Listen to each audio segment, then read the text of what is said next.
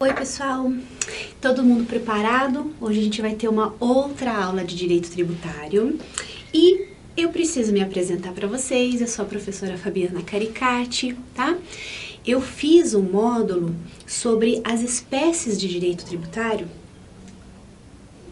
as espécies, né, de tributos, e veja bem, não tem como a gente falar em uma única aula sobre todas as espécies. Então, eu fiz a divisão em alguns módulos, tá? Para a gente estudar cada uma das espécies de tributos. E qual que é a situação? Nós já fizemos uma aula, vejam aí, sobre os impostos, nós já fizemos uma aula também sobre as taxas, já fizemos uma aula também sobre os empréstimos compulsórios e agora a gente vai falar a respeito da contribuição de melhoria, tá? É importante que vocês assistam todos os módulos, né, das espécies tributárias para que vocês entendam todo o conjunto, né, e consigam absorver esses conceitos, esses institutos. Outra situação importante, vou pedir para vocês, quem ainda não se inscreveu no canal do YouTube, vocês entrem lá, tá? Façam o registro, façam o cadastro de vocês no canal da Cultive, para que vocês recebam no teu celular as informações das aulas que estão sendo postadas e vocês vão poder acompanhar que nós temos aqui na Cultive um módulo completo de direito tributário. Tá bom? Então, vocês que estão estudando, seja OAB, seja concurso público, eu tô sabendo, eu tenho recebido um monte de recado de alunos, acadêmicos de direito, né, que vão fazer a prova de direito tributário, daí ficam nervosos. Meu Deus, o que o professor quis dizer com aquilo que eu não entendi? Corre lá no canal do YouTube e vocês vão poder pegar a matéria que vai ajudar vocês a fazer as provas, tá bom? Antes de começar, como sempre eu falo, né, todo começo de aula é a mesma ladainha. Quero que vocês tenham a Constituição e quero que vocês tenham também o CTN atualizado em mãos para a gente poder estudar os institutos. Veja bem, nós vamos tratar de alguns artigos de lei, alguns eu vou estar colocando aqui nos slides para vocês, outros não. Outros a gente vai mencionar, mas é importante que vocês peguem o artigo de lei e leiam para que não haja nenhum problema, vocês vão conseguir entender melhor os institutos, né, as disposições de direito tributário, quando a gente tem a norma, né, em mãos para poder estudar junto com as aulas, ok? Então, vamos começar falando sobre a contribuição de melhoria, né? Eu trouxe aqui para vocês, como também trouxe na abertura das outras espécies de tributos, a teoria tripartida, que é aquela disposta lá no artigo 145 da Constituição Federal, como também no artigo 5º do CTN. Essa teoria tripartida faz a definição de 3 espécies de tributos. Quais são elas? Os impostos, as taxas e a contribuição de melhoria. Essas são as 3 espécies que estão expressamente positivadas tanto na Constituição Federal quanto no CTN. Acontece que existem outras espécies tributárias já definidas, pacificadas pelo Supremo Tribunal Federal, dizendo que existem outras 2 espécies. Quais sejam? O empréstimo compulsório, que vai estar lá no 148 da Constituição Federal, e as outras contribuições especiais, que vão estar lá no 149 da Constituição. Vejam, são 2 espécies que não estão expressamente arroladas naquele rol do 145 e do 5º do CTN.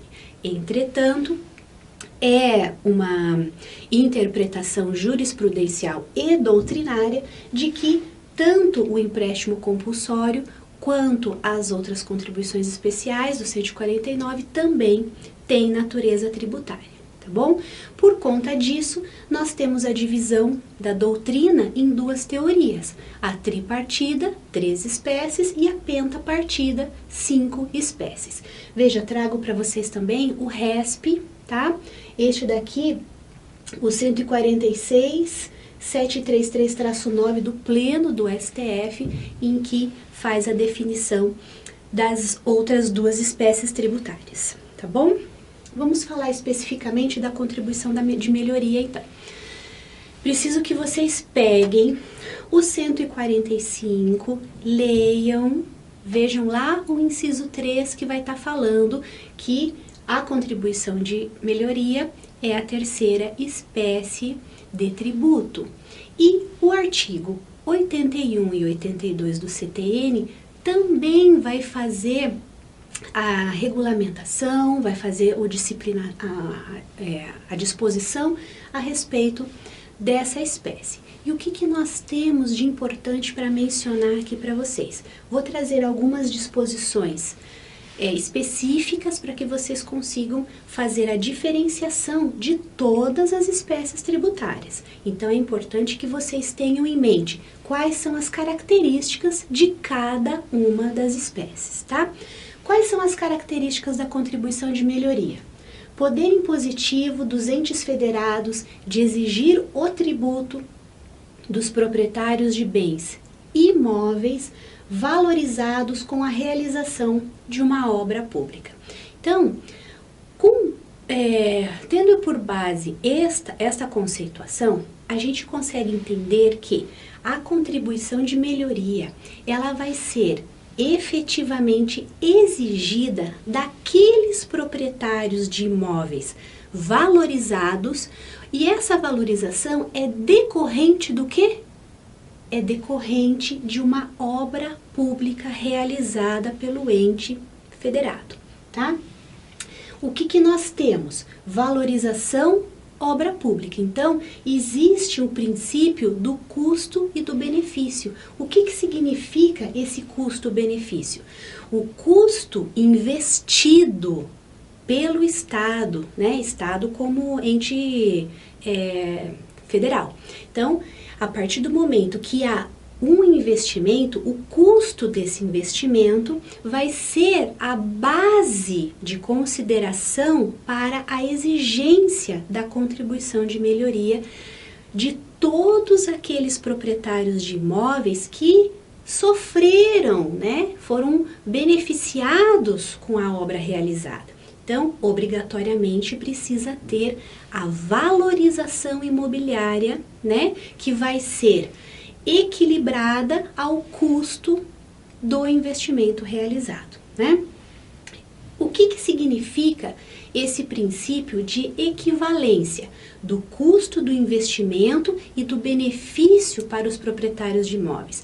Essa equivalência é importante porque não é possível que o ente tributante exija a contribuição de melhoria em valores que, uma vez arrecadados, vão superar em muito o custo do investimento. Se isso acontecer, nós estamos falando de enriquecimento ilícito do erário dos entes. Então, por conta da observância do custo e do benefício auferido, é que existe essa conceituação, essa ideia de que o valor do investimento, ele precisa ser equivalente àquilo que o ente tributante vai exigir desses proprietários, evitando então o enriquecimento sem causa do ente público, tá bom? E da mesma forma, vale dizer que eu não posso fazer um investimento específico de determinada obra e exigir como contribuição de melhoria um valor menor. Por quê? Um valor menor significa dizer que aquela contribuição de melhoria não vai ser suficiente para ressarcir os cofres públicos. E daí, o enriquecimento sem causa não vai ser do ente estatal, vai ser dos proprietários dos imóveis. Então, vejam, este princípio, ele faz a equivalência tanto para evitar o enriquecimento sem causa dos entes tributantes, como também dos proprietários dos imóveis valorizados, tá bom? Então, o que nós temos que considerar também? Qual é a competência para instituir a contribuição de melhoria?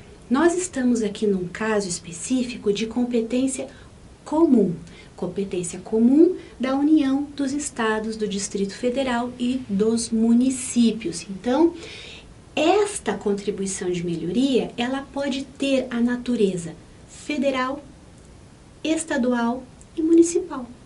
Entendem? Isso significa a competência comum. Vamos fazer uma pausa aqui para fazer um comentário com vocês. Nós temos também uma aula aqui na Cultive, que está lá no canal do YouTube, lá no canal da Cultive, a respeito de competência tributária. Nós vamos ter ali a definição de cada uma das espécies de competência. E é importante que vocês vejam esta outra aula para que vocês entendam especificamente a competência comum, tá? O que me compete hoje colocar aqui para vocês é que essa competência comum, veja, comum, literal, então significa dizer que todos os entes tributantes podem fazer a instituição da contribuição de melhoria. Por isso que essa contribuição ela pode ser considerada uma contribuição de melhoria federal, ou uma estadual ou uma municipal, sem esquecer que o Distrito Federal também pode fazer essa instituição, tá bom? Isso é importante mencionar. Outra disposição geral a respeito da contribuição de melhoria é a identificação do sujeito passivo. Quem é o sujeito passivo da contribuição de melhoria? Se nós estamos falando, naquele slide anterior, que a partir do momento que haja uma obra, né, um investimento que gerou a valorização de um imóvel, eu estou querendo dizer que o sujeito passivo obrigatoriamente será os proprietários, né, serão os proprietários dos imóveis que tiveram essa valorização. Então, é importante fazer a identificação da zona limítrofe da valorização do beneficiamento. Então, aqueles proprietários daqueles imóveis que estão em torno daquele investimento, daquela obra realizada, é que serão deles, então, exigida a contribuição de melhoria. Outra situação importante de mencionar: a época do lançamento do tributo. Então, nós estamos querendo dizer que o sujeito passivo, que vai precisar fazer o recolhimento da contribuição de melhoria, é aquele proprietário de imóvel que estava, né, no domínio daquele imóvel à época do lançamento da contribuição de melhoria. E imagine, por exemplo, que eu tenho ali um imóvel, esse imóvel, eu optei em fazer a venda desse imóvel para uma outra pessoa, né, para um terceiro. Neste caso da contribuição de melhoria, há sim a transferência da responsabilidade para fazer o recolhimento da contribuição. Então, a partir do momento que há a transferência do domínio do imóvel, pode o ente tributante exigir a contribuição de melhoria para aquele terceiro comprador, tá? Por conta daquele princípio custo-benefício que a gente estava falando, né? Não significa dizer que a partir do momento que há a transferência, né, a comercialização desse imóvel, aquele terceiro não tem que pagar. Não, pelo contrário, ele tem que pagar. Por quê? Porque houve um investimento, né, estatal que vai obrigatoriamente ter a restituição dos investimentos. Então, a gente pode considerar o sujeito passivo tanto aquele proprietário do imóvel à época do lançamento, e havendo a transferência de domínio, transfere-se também a responsabilidade para o terceiro, tá bom? Outra característica específica da contribuição de melhoria. Nós temos que ele é um tributo contraprestacional. O que significa essa palavrona, né? Se eu estou falando que existe uma prestação por parte do ente estatal e eu estou exigindo do proprietário do imóvel uma retribuição, um pagamento, eu estou exigindo deles o quê? Uma contraprestação prestação. Então, o Estado presta e o contribuinte contrapresta através do pagamento de um valor aos erários públicos. Então, ele é um tributo contraprestacional e ele é vinculado. O vínculo que existe é o vínculo entre o gravame e a ação estatal competente. Isso é o nexo de causalidade. É o vínculo entre o investimento realizado e a valorização daquele imóvel, tá bom? Por isso que ele é um tributo contraprestacional e vinculado. Por falar em fato gerador, qual é o fato gerador específico da contribuição de melhoria? É a valorização imobiliária decorrente da obra pública, decorrente daquele investimento. Então, o fato gerador, para o surgimento do fato gerador, nós precisamos identificar o nexo de causalidade entre a valorização imobiliária e aquela obra realizada, objeto da valorização. Temos que considerar que este é um fato gerador instantâneo. Ele é cobrado uma única vez. Teve a obra, gerou a valorização, surge a obrigação de fazer o recolhimento, né? Então, é um fato gerador instantâneo, ocorre uma única vez e ele vai ser feito. Ele vai ser lançado, né? Então, o lançamento será feito após a conclusão da obra. Então, por que nós temos que falar que precisa ser feito após a conclusão da obra?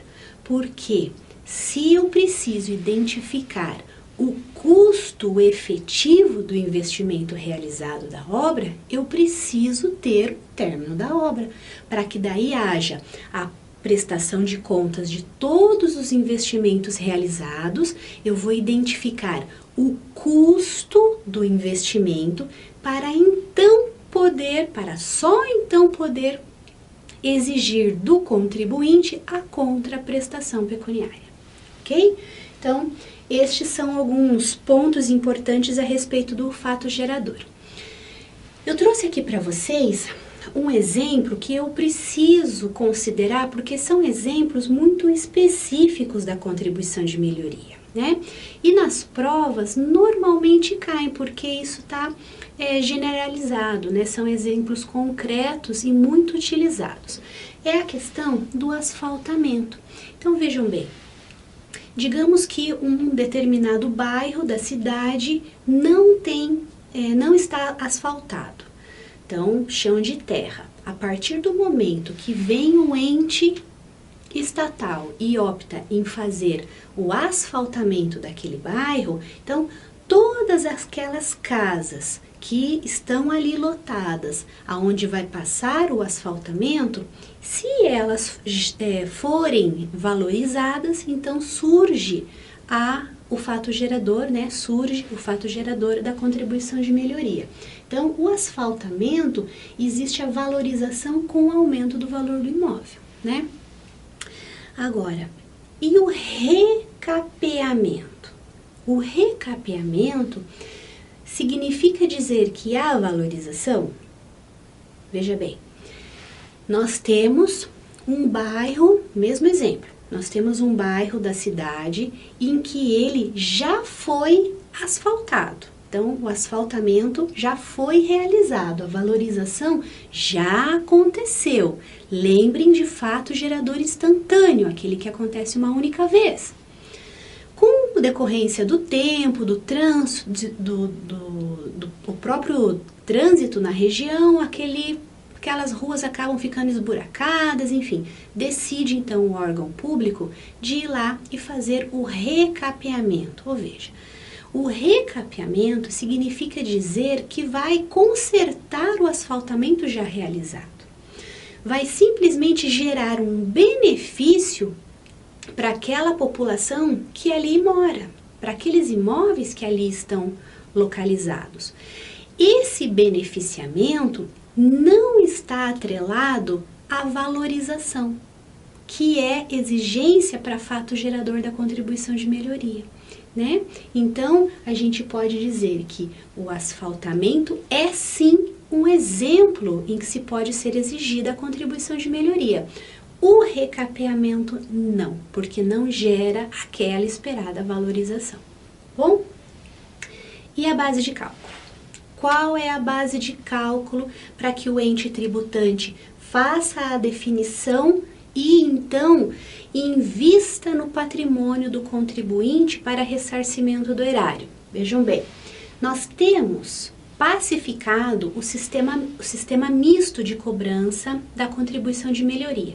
E o que significa esse sistema misto? Critério da mais-valia imobiliária, então nós temos aqui um limite individual, a valorização de cada imóvel daquela região que sofreu o investimento, a obra pública, tendo como limite global o custo da obra. Então vejam, a importância do princípio do custo e do benefício está inclusive atrelada à base de cálculo da contribuição. Por quê? Porque nós temos que identificar a valorização daquele imóvel individualmente frente à obra realizada, o custo total daquela obra.